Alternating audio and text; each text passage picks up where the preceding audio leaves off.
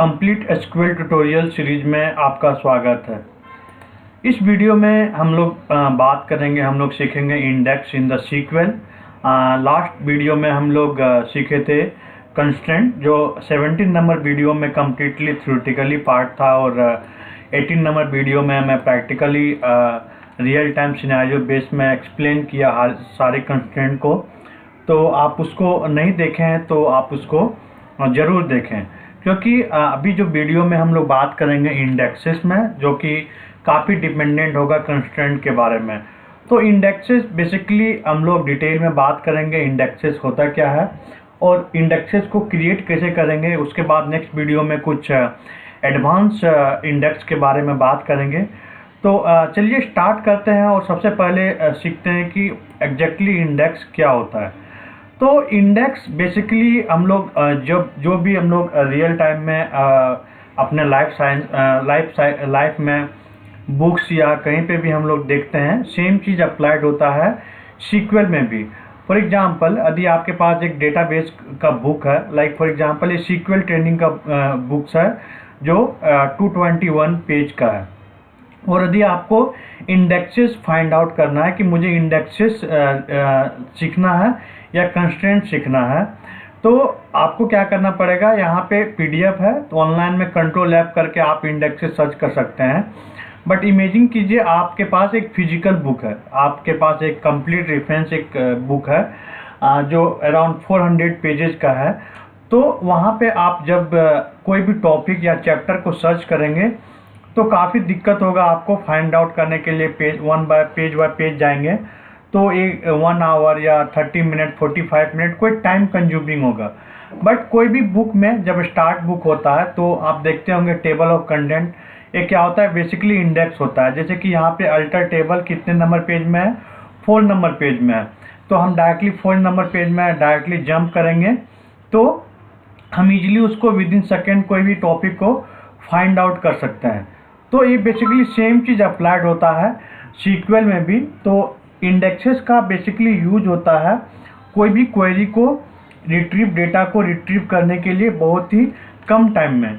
तो इंडेक्सेस का जो डिफिनेशन होता है कि SQL indexes are used in relational database to quickly retrieve the data.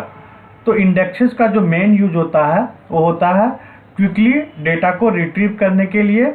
They are similar to index data that are the end of the books whose purpose to find a topic quickly.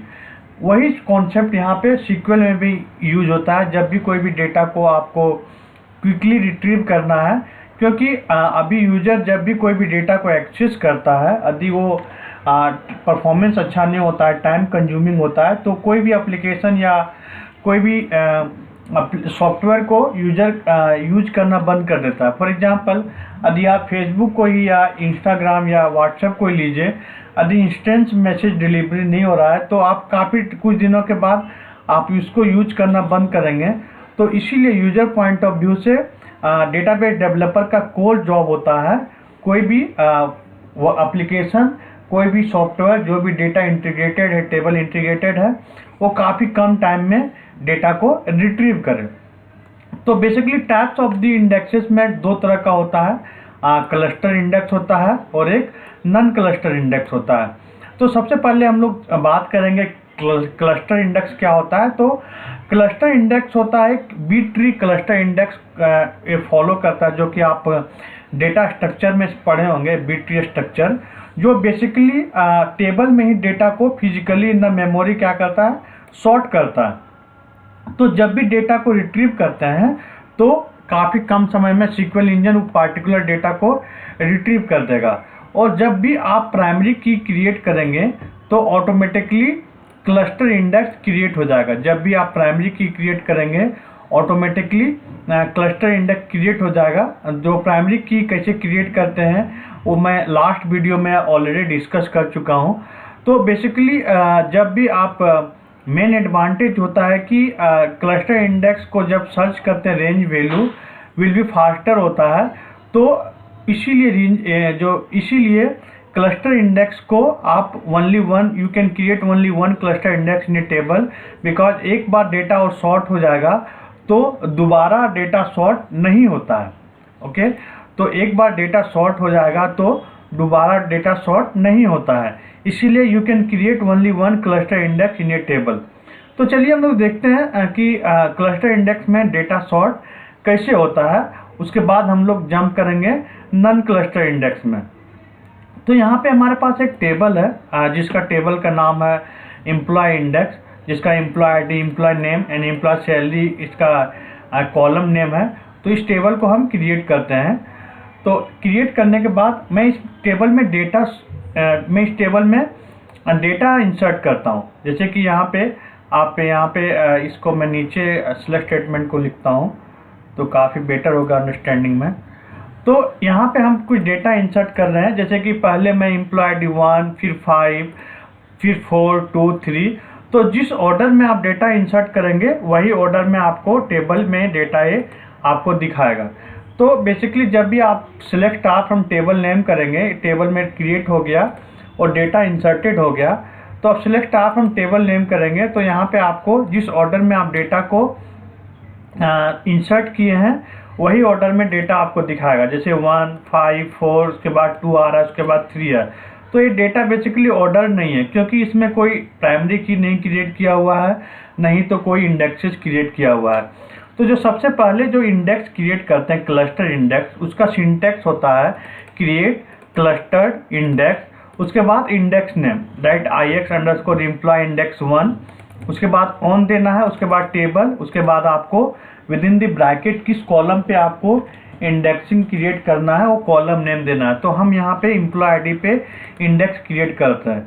तो जैसे ही आप इसको index create करेंगे वैसे ही automatically क्या करेगा, data को आप यहाँ पे जाकर रिट्रीव कीजिए, select star from table name employee index. आप देख रहे हैं कि फिजिकली ये डेटा क्या हो गया, सॉर्ट हो गया। 1, 2, 3 ये फिजिकली ये बेसिकली ये डेटा फिजिकली ऑर्डर में ये सॉर्ट हो गया। तो जब भी सीक्वल इंजन इस डेटा को कोई भी डेटा को रिट्रीव करेगा, जैसे कि एम्प्लॉय आईडी इक्वल टू 3 यहाँ पे है, तो यहाँ पे आप जाके यहाँ पे एक प्लान होता है जिसको हम लोग बोलते हैं इंक्लूड एक्चुअल एग्जीक्यूशन प्लान। तो यहाँ पे आप सबसे पहले इसको क्लिक कर दीजिए, तो ये आपको एग्जीक्यूशन प्लान जनरेट करेगा जो पिक्टोरियल रिप्रेजेंटेशन होगा। मैं नेक्स्ट वीडियो में आपसे बताऊंगा कि एग्जीक्यूशन प्लान क्या होता है डिटेल में। तो यहाँ पे देखिए डायरेक्टली इंडेक्स सीक हो गया। तो ये बेसिकली इसको काफ़ी कम टाइम लगा और बेसिकली सीक्वल इंजन क्या किया, डायरेक्टली एम्प्लॉय आईडी 3 पे जंप किया। यहाँ पे एम्प्लॉय आईडी 3 सॉर्टेड है तो डायरेक्टली इस पे जंप किया और डेटा को रिट्रीव कर दिया बिकॉज जो डेटा ऑर्डर्ड है। तो ऐसे क्लस्टर इंडेक्स क्रिएट करते हैं। नाउ हम लोग देखते हैं नन क्लस्टर इंडेक्स। तो नन क्लस्टर इंडेक्स क्या होता है कि नन क्लस्टर इंडेक्स डेटा को कोई सॉर्ट नहीं करता है, और ये जब भी आप यूनिक की कंस्ट्रेंट अप्लाई करेंगे तो automatically non cluster index create हो जाएगा। एंड जब आप प्राइमरी की क्रिएट करेंगे तो आपको क्लस्टर इंडेक्स क्रिएट हो जाएगा। ये दो डिफरेंस होता है। द सेकेंड डिफरेंस होता है कि cluster index data physically order करता है, सॉर्ट करता है, but non cluster index physically sort नहीं करता है। Non cluster index in index that will not arrange the row physically in the memory in sort. Basically क्या करता है नन क्लस्टर इंडेक्स, ये रो आईडी क्रिएट करता है हर एक रो को और एक जाके मेमोरी में सेव करता है। तो जब भी कोई इसको डेटा को रिट्रीव करता है पार्टिकुलर, तो वहाँ से डेटा रिट्रीव करता है। और ये बेसिकली 999 नन क्लस्टर इंडेक्स आप क्रिएट कर सकते हैं सीक्वल में as per the SQL server 5, but 19 अभी चल रहा है। तो आप एज मैनी इसमें नन क्लस्टर इंडेक्स क्रिएट कर सकते हैं, बट आप cluster index only 1 cluster index create कर सकते हैं।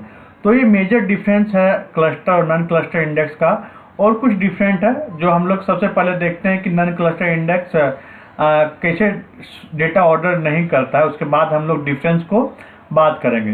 तो जंप करते हैं सीक्वल सर्वर मैनेजमेंट स्टूडियो में और एक हम लोग अगेन टेबल क्रिएट करते हैं जो नन क्लस्टर इंडेक्स का है। तो आप यहाँ पे क्रिएट करते हैं table employee non cluster index और यहाँ पे हम लोग डेटा कुछ इंसर्ट करते हैं इस टेबल में। तो यहाँ पे डेटा इंसर्ट कर दिए। तो आप देख रहे हैं कि डेटा जिस वे में इंसर्ट किए उसी वे में यहाँ पे दिख रहा है, कोई डेटा सॉर्ट नहीं किया हुआ है 1, 5, 4, 2, 3।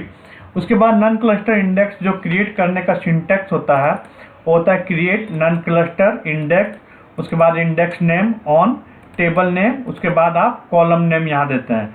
तो जैसे नॉन क्लस्टर इंडेक्स क्रिएट करेंगे आपको देखेंगे कि डेटा सॉर्ट नहीं होगा। ओके, ये डेटा सॉर्ट नहीं है, बट क्लस्टर इंडेक्स में डेटा सॉर्ट हो गया था। तो ये बेसिकली डेटा सॉर्ट नहीं करते हैं, इसीलिए हम लोग non cluster index always faster होता है नॉन क्लस्टर इंडेक्स से।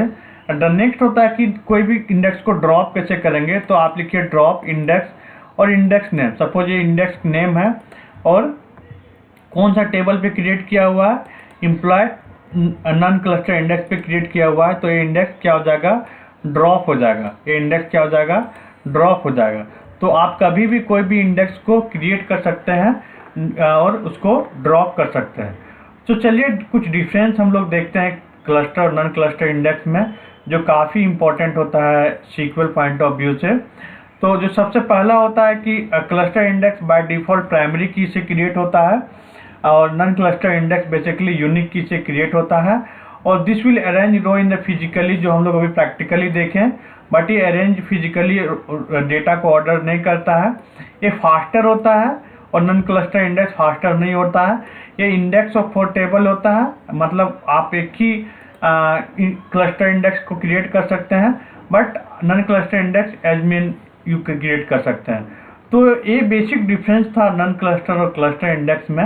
नेक्स्ट वीडियो में हम लोग और बात करेंगे कुछ advance like the index seek, index scan और फिल्टर इंडेक्स होता है, कॉलम स्टोर इंडेक्स होता है, और आप कैसे कोई भी एग्जीक्यूशन प्लान को रीड करेंगे, आप एग्जीक्यूशन प्लान को जनरेट कैसे करेंगे, estimation execution plan versus actual execution plan. तो ये सारे डिटेल में हम लोग नेक्स्ट वीडियो में बात करेंगे। तो इस वीडियो में बस इतना ही।